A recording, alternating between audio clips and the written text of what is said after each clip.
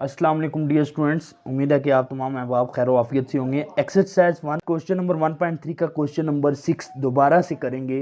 तो हमारे पास क्या है कि रूट ऑफ इंडेक्स 4 है, 10 की पावर 12 है। तो इसको हम सॉल्व करेंगे।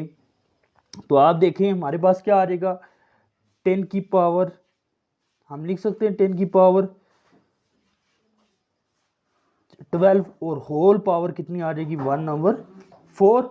तो हमारे पास क्या आ जाएगा, अब 10 की पावर 12 मल्टीप्लाई बाय 1/4 आ जाएगा। और इसी तरीके से 4 1 इज 4 4 3 जार 12 इक्वल टू 10 की पावर कितनी आ जाएगी आपके पास 3। और 10 को 3 बार लिखें तो आपके पास आ जाता है 1000। तो ये हमारा फाइनल आंसर इस क्वेश्चन का होगा, क्वेश्चन नंबर 6 का। अब इसी तरीके से हम क्वेश्चन नंबर अपना 7 सॉल्व करेंगे। अब हमारे पास क्वेश्चन नंबर जो 7 है, अब ये कैसे सॉल्व होगा। अब हमने प्रॉपर्टीज यूज करनी है रेडिकल्स की। रेडिकल की एक प्रॉपर्टी होती है हमारे पास रेडिकल ऑफ और रेडिकल रूल। हम लिख देते हैं कि using the property of radicals. कौन सी यूज करनी है हमने, तो यूजिंग रेडिकल ऑफ रेडिकल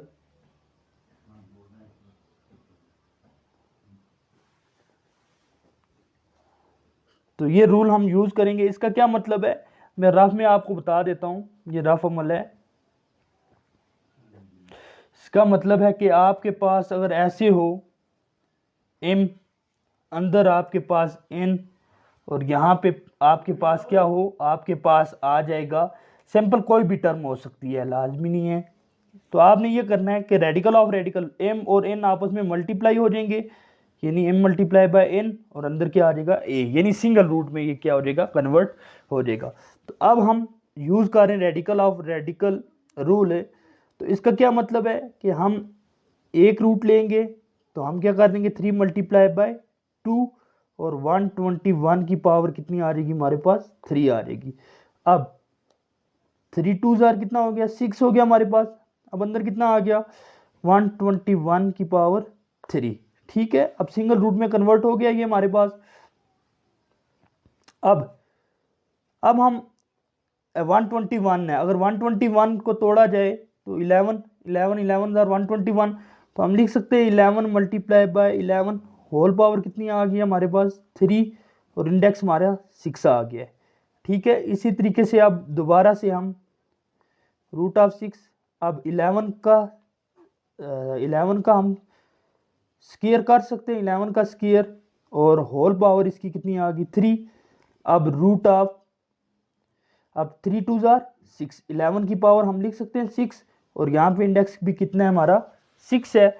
सो अब हम रूट को करते हैं ख़त्म, 11 की पावर 6 होल पावर कितनी आ गई 1/6। अब 11 की पावर 6 मल्टीप्लाई 1/6, ये 6 कैंसिल, तो हमारे पास फाइनल आंसर क्या आ गया 11 आ गया है। इस तरीके से हमारा क्वेश्चन नंबर जो 7 है वो भी हमने क्या किया, सॉल्व किया। बिल्कुल सिंपल क्वेश्चन था। इससे पहले वीडियोस जब हमने बनाई थी उसमें थोड़ी सी गलती कर गए थे, क्योंकि हमने रेडिकल की प्रॉपर्टीज नहीं लगाई थी, बाकी आंसर हमारे सेम थे। अब हमने क्या किया कि using radical of radical rule को यूज करके, जिसमें अगर आपके पास डबल रूट हो तो आपने ये करना है कि अंदर वाला जो रूट है उसको मल्टीप्लाई कर देना है बाहर वाले रूट के साथ। 3 2 जार 6, तो कितना आ गया 121 की होल पावर 3, 6 121 की पावर 3। अब हमने 11 मल्टीप्लाई बाय 11, तो 11 का स्क्वायर हम लिख देते हैं। यहाँ पे हमने लिख सकते हैं कि 11 का स्क्वायर होल पावर कितनी है 3 3 2 जार 6। तो अब ये हमारे पास क्या आ गया 6 आ गया है, और 11 की पावर 6।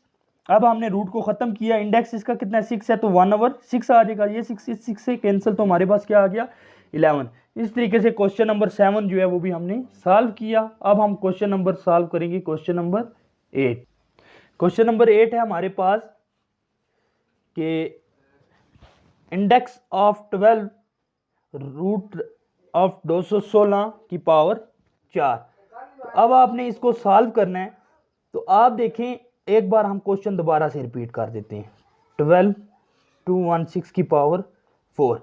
अब हमारे पास क्या आ जाएगा, अब हम 216 को पहले तोड़ेंगे तो आपको पता है अगर बड़े टेबल से लेके जाएं 2166 से लेके जाएं तो 6 3 जार 18, 3 आ गया, 6 6 जार 36, 6 6 से, ठीक है। तो हम इसको लिख सकते हैं 12 इंडेक्स जो आ गया हमारा। अब हम लिख सकते हैं 6 multiply by 6 multiply by 6 whole power. अब ये सब की पावर है, 216 की होल पावर थी 4, तो अब हम 6 की होल पावर क्या कर देते हैं 4, इक्वल टू हमारे पास क्या आ जाएगा 12। अब हम इसको लिख सकते हैं कि 6 की पावर 3 होल पावर कितनी आ गई है 4, क्योंकि 6 जो है वो 3 दफा है तो हमने लिखा कि 6 की पावर क्या है 3। अब यहां पे आपको पता है कि इसकी होल पावर, इसकी पावर भी है, 6 की पावर 3 है और उसकी होल पावर आगे 4 है, तो आप इस पावर और इस पावर को आपस में मल्टीप्लाई करेंगे तो आपके पास आ जाएगा 6 की पावर 12। अब यानी 4 3 जार 12, प्रोडक्ट रूल लगा है यहाँ पे। अब हम क्या करेंगे कि खत्म कर देंगे इसको रूट को, तो हमारे पास वैल्यू आ जाएगी 1/12। और अब 6 की पावर 12 मल्टीप्लाई, ये मल्टीप्लाई हो रहा है ना, यानी इसके साथ 1/12, ये 12 कैंसिल, तो हमारे पास आंसर क्या आ गया 6 आ गया। इस तरीके से हमारा क्वेश्चन नंबर जो 8 है वो भी सॉल्व हुआ। अब हम सॉल्व करेंगे क्वेश्चन नंबर 9। अब हमारे पास क्वेश्चन नंबर 9 है, देखें लोग। अब हमारे पास आ गया है root of 6 dot index 3 root of यानी क्यूब रूट ऑफ 5 आ गया है, ठीक है। अब इससे पहले क्वेश्चन हमें यहाँ पे इंडेक्स सेम दिया जाता था तो हम इजीली सॉल्व करते थे। अब इंडेक्स हमें सेम नहीं दिया गया तो यहाँ पे अब एक रेडिकल की प्रॉपर्टी लगेगी जिसमें अगर आपके पास डिफरेंट है, इसका इंडेक्स डिफरेंट है, इसका भी क्या है डिफरेंट है, उसमें हम क्या करते हैं एलसीएम लेते हैं। तो यहाँ पे हमारे पास यानी यहाँ पे कुछ ना हो, अगर सिंपल रूट हो तो हमें पता है वो रूट किसके, उसका इंडेक्स क्या होता है हमारे पास 2 होता है। आपने ये करना है इन दोनों का एलसीएम लें अगर, तो हमारे पास अगर एलसीएम लिया जाए तो 6 बनता है, ठीक है। तो 6 कैसे बनेगा, हम इसको ऐसे करेंगे 2 मल्टीप्लाई बाय 3, और जो आपने जिस चीज़ से मल्टीप्लाई किया है उसको आपने अंदर भी लिखना है, यानी इसकी सपोज दैट पावर क्या है हमारे पास 1 है, जिसकी कोई पावर नहीं होती उसकी क्या है 1 मल्टीप्लाई बाय क्या आ जाएगा 3 डॉट।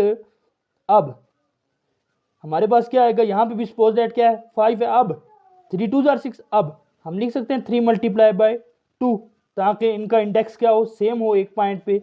5 की पावर 1 मल्टीप्लाई बाय क्या आ जाएगा हमारे पास 2 आ जाएगा। अब हम क्या करेंगे 3 2 जार हमारे पास क्या हो जाएगा 6 रूट ऑफ 6 3 1 जार 3, 6 की पावर 3 डॉट। अब हमारे पास इंडेक्स आ गया 6, अब 5 की पावर कितनी आ गई हमारे पास 2 आ गई है।